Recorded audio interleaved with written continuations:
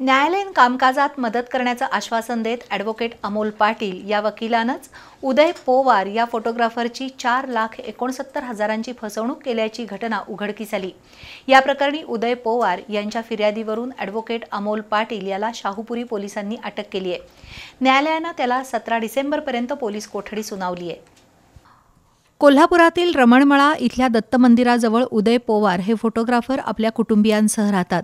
23 September 2016 रोजी उदय पोवार यांची मूळच्या बिब्वेवाडी पुणे इथल्या अमोल पाटील या वकिलाशी ओळख झाली।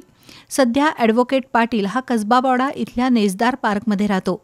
त्यानं उदय पोवार यांना कोर्ट कामकाजात मदत करण्याचं आश्वासन देत त्यांचा विश्वास संपादन केला। तसंच जमीन खरेदीकरता उदय पोवार यांच्याकडून 5 लाख रुपये घेतले आणि पोवार यांचे वडील मानसिंग पोवार यांना या संदर्भातील करारपत्र नोटरी करून दिलं।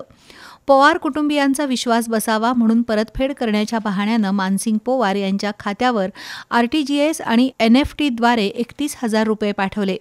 उर्वरित रक्कम मात्र त्यानं परत केली नाही।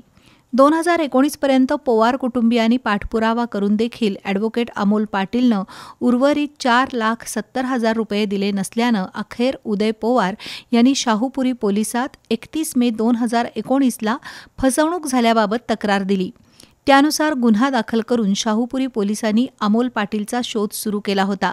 त्याला 14 डिसेंबर 2024 रोजी पोलिसांनी अटक केली। त्याला न्यायालयानं 17 डिसेंबरपर्यंत पोलीस कोठडी सुनावली।